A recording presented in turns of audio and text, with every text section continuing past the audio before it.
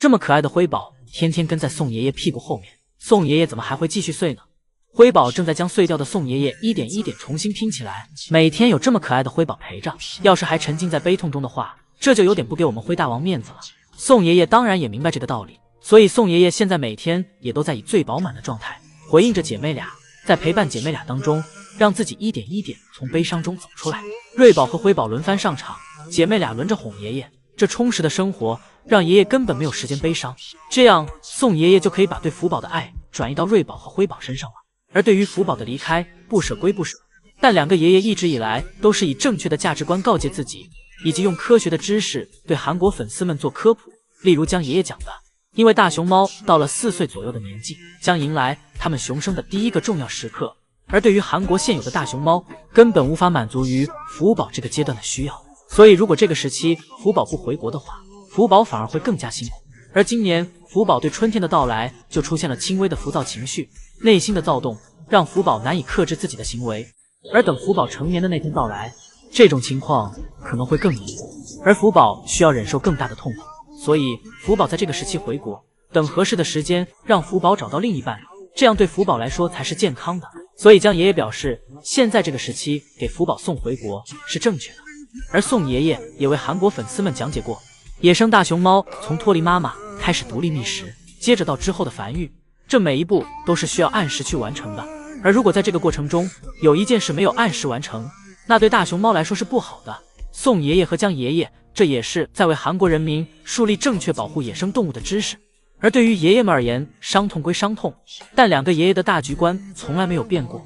而是尽自己最大的努力和办法，在现有的时间里去照顾福宝，让福宝去接受回国。江爷爷今天跟大家分享了自己妻子为自己准备的美食，上面还贴了留言，上面写道：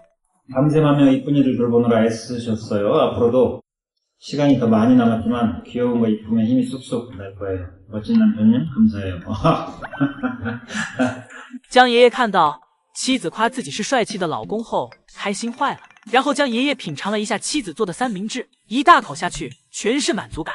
吃完饭后，爷爷来到福宝一家的房间看福宝，此时的乐宝已经进入了梦乡，而此时福宝还没睡着。爷爷在旁边和福宝分享着最近妹妹和妈妈的情况，爷爷表示妹妹最近回到妈妈身边生活了，所以自己接下来多了许多空闲的时间，以后可以好好陪我们的福宝了。福宝以后和爷爷见面的时间会越来越多了。爷爷跟福宝聊了会天，然后便要跟福宝说再见了，因为自己要去给妹妹们喂奶了，不然妹妹们该饿肚子了，等喂完妹妹后再回来。第二天江爷爷休息，爷爷来到了一个大商场，虽然是广资，但里面都是有关福宝一家的东西。江爷爷感到很新奇，很开心，店里的所有的布置都是和福宝一家息息相关，里面卖着福宝各式各样的东西，例如可以给福宝换衣服的小贴纸，想必这个很多小女生都很难抵抗吧。以及还有小时候福宝玩过的抱枕，小时候的福宝对这个抱枕玩得很是开心，而且盒子里面的这个就是当时福宝玩耍过的。爷爷拿着福宝的挂件，表示福宝像是一个小猪，这里甚至还有福宝手掌图案的印章，看得出爷爷在这里面逛得很开心呢。宋爷爷最新一期日记来了，图片中瑞宝抱着爷爷的大腿，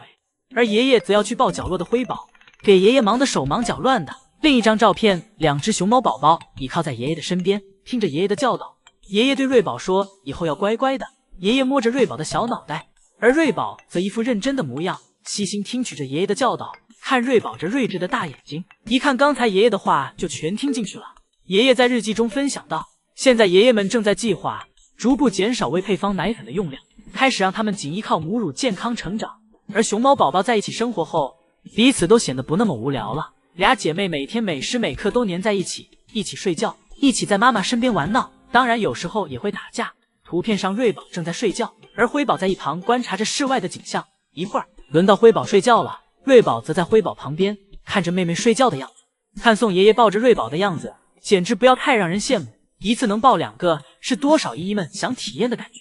除此之外，对于爷爷来说，两个熊猫宝宝在一起生活后工作量更大了，两个熊猫宝宝的排便时间不一样，刚给一只擦完，转头又要回来给另一只擦，一天下来忙个不停。但宋爷爷表示这个感觉很幸福，不仅仅是因为照顾福宝一家，还有来自自己家人的支持。宋爷爷在日记中提到，在10几年前，那时自己在照顾黑猩猩，当时有一只母猩猩马上要临产了，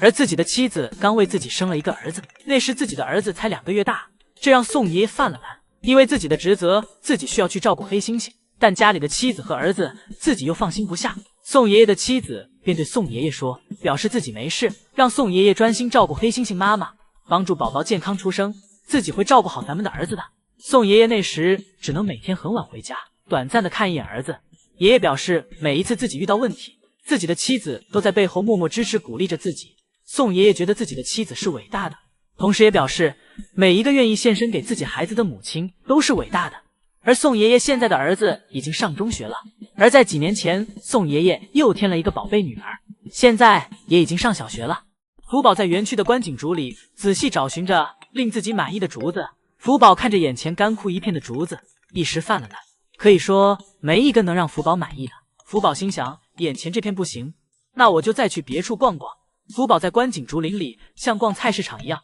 挑挑拣拣着，一会儿江爷爷来了，开始为福宝拆护栏。江爷爷先给插在地上的杆子拔出来，江爷爷眼看只拆眼前这点福宝出不来，便索性将眼前的护栏也全推倒了，直接给护栏从中开出一条路来。福宝看着突然多出来的路，感觉到了好奇，再加上爷爷的哄劝，福宝走了出来。但是福宝想了想，又转头回去了。爷爷见状，索性也进到了护栏里，拿着胡萝卜打算给福宝引诱出来。但这下福宝看到爷爷也喜欢来里面玩，福宝更不想出来了。福宝还问爷爷，自己发现的这个地方好玩吗？爷爷看自己的努力只是无用功，只能出去另想办法。江爷爷蹲在福宝的通道门口，呼唤着福宝。江爷爷今天额外的工作是福宝给的。江爷爷挠着头，不断的想着办法。就在爷爷将要放弃时，福宝突然冲向江爷爷，江爷爷撒腿就跑，给爷爷吓坏了。爷爷可能以为是福宝生气了，想对自己发出攻击，福宝则被绳子绊倒了，摔了出去。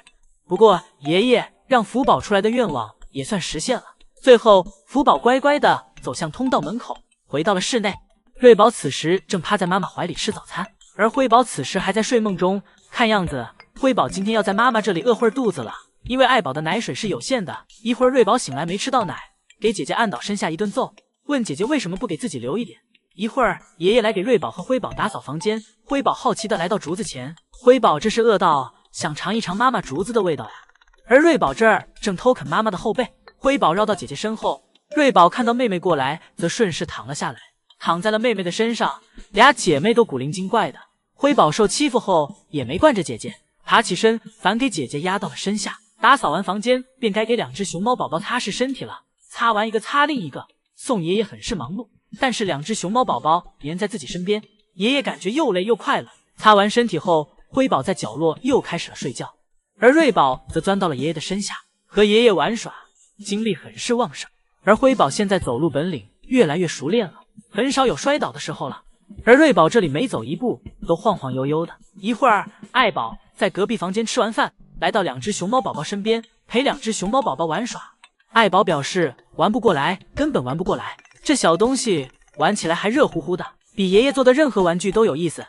爱宝给瑞宝体验了一下福宝小时候玩耍的熊猫坐飞机。一会儿，爷爷看到辉宝今天没怎么吃奶，